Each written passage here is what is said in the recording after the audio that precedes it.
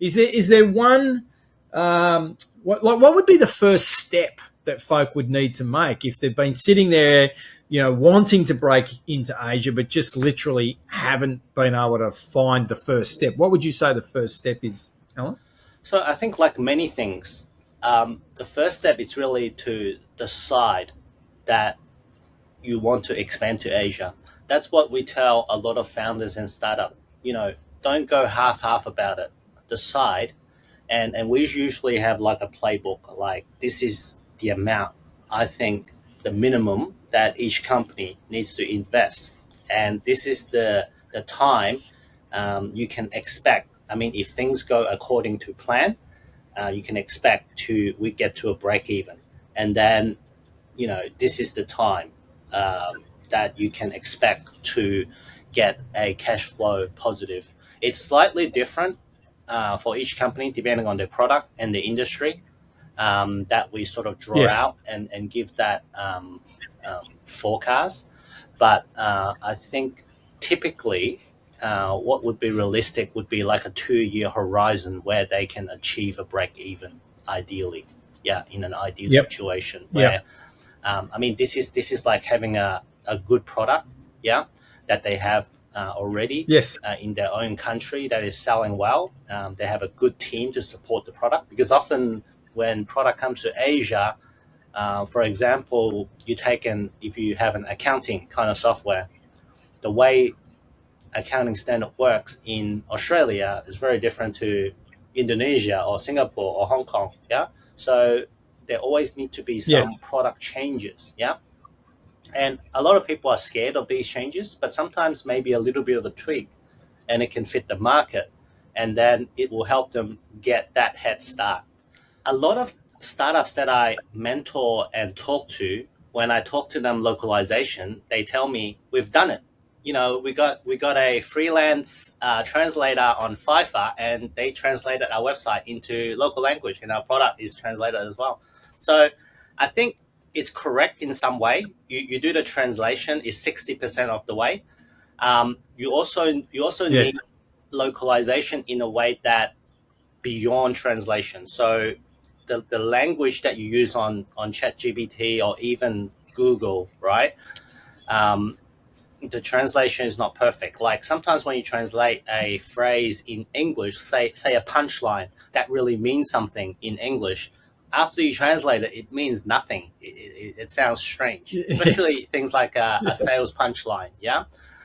So you really Yes. need to Yes. localize it in a way that it means something to the locals. So I think that's like the first part about translation, and then that will get you 75% of the way, and the other 25, it's really having the right people on the ground that has the network, and then also has the passion to really help you promote your product. I remember Yes. 3 years ago when I started working with the German startup. It was COVID, so I couldn't do the things that I was really good at, like going to event, giving out business cards, and pitching for the company or brand that I'm representing overseas. So my job was to expand the whole of APAC. So I can only do that in Hong Kong. And Yes. then back then there was also the mask order, so we have to wear a mask, Yes. which it does put a little bit of filter on the engagement when you talk to people.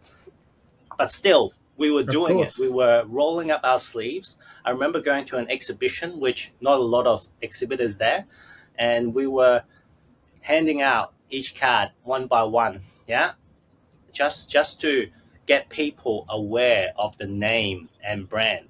Yeah, so I mean, this is like the first Yes. step. And then luckily we have social medias like Facebook, LinkedIn, Twitter, all these different channels that you can use that to leverage with your physical efforts of brand awareness.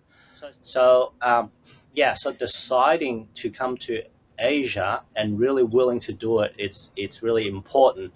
And getting to know the Asia landscape is really important, which is what we do on our LinkedIn page for ToAsia.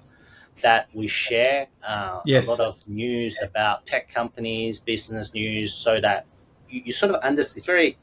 It's very important to understand the environment and landscape that you are about to jump into. So sometimes it's about Yes. good news, sometimes it's about not so good news. But I think the trend is pretty clear that most of the economic growth over the next 10 to 20 years will be around Asia. Because I think, Alan, with your point there is that people, I think everyone knows the numbers are big in Asia, but the actual size of the market, really, say from an Australian perspective, is so big that the opportunities are limitless if you can find your way in there in the first place. And as you say, you've got to make that conscious decision first up. You make the decision, be willing to put the investment in. But if you've got the right people, you've got the right product, and you're prepared to localize, like you said right at the very outset of our conversation, Alan, then you've got all the ducks lined up. It's going to be hard to fail. like yeah, I think that's the key lesson here. If you're prepared to do those things, it's something really wrong would have to happen for you to actually fail, because you've got, success is just going to come in a more sustainable way, as you've yeah. described all the way through. Yeah, So well, what would be some of the best ways? Because folks, will make sure in the show links we've got all the links for you to be able to go and connect with Alan. But what would be one or two that you'd like to share with folks?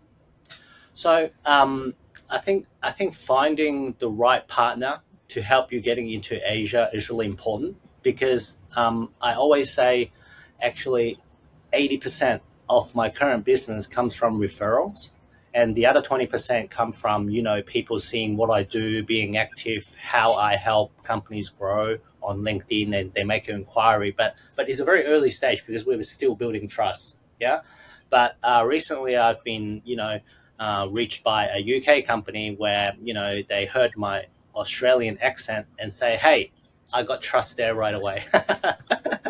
So it does Yes. help, for with my background, living in Australia, growing up for over 15 years, and now also being in Asia and able to speak Chinese, and obviously a lot of companies looking to grow into China. And then I've taken lots of companies, regional offices in China, and grow a team there. So I think finding the right person, it's important. And Yes. I would say, in my opinion, um, finding someone that has an Asian face will actually, I mean, without being racist or anything, yeah, just simply saying an Asian face will get you in deep into the market you want to get into, much quicker. Yeah. It's sort of Yes. like there are a lot of successful expats that are doing well in Singapore and Hong Kong, but a lot of them are very senior level, where they need to hire someone local to help them do the groundwork. Yeah, and Yes. and all Yes. of that. So finding someone Asian for your company, and the right partner who has really done this before, really help. Now, one of the things on my profile, a lot of people ask me, it's, hey, 100% record. How can you say that? My answer to that is, I I really like. I only work with a handful of companies, yeah, because I've been very loyal. A lot of those Yes. companies I've been with them for multiple years, and the first one, the US company, I've been with them over 16 years. Um, so I haven't really had a failed case, even with the companies I'm just helping.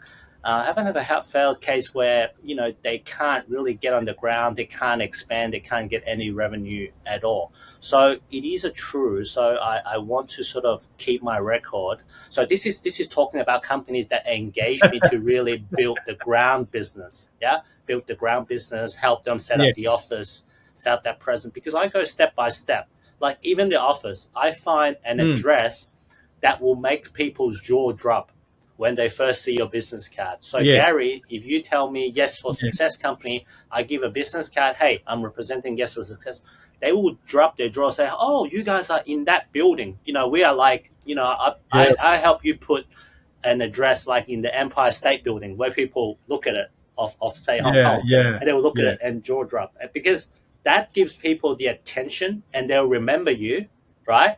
And then also gives you Yes. a gap to exploit the conversation further. So being Asian, Yes. and for someone like myself who cares about these details, because knowing Asian culture, they like glamorous things. Yes. Maybe Westerners is the same too, yeah. But they like glamorous things. So when you have that little bit of extra in there, it really helps. So I would say, I mean, just to summarize, if you're working with someone, make sure people can tell you these kind of details, yeah, what they do that Yes. can make a difference for your company, for your brand, to the people that you approach, that you have confidence that they become the ambassador of your company in Asia. I think that's a really important element or sign to look for.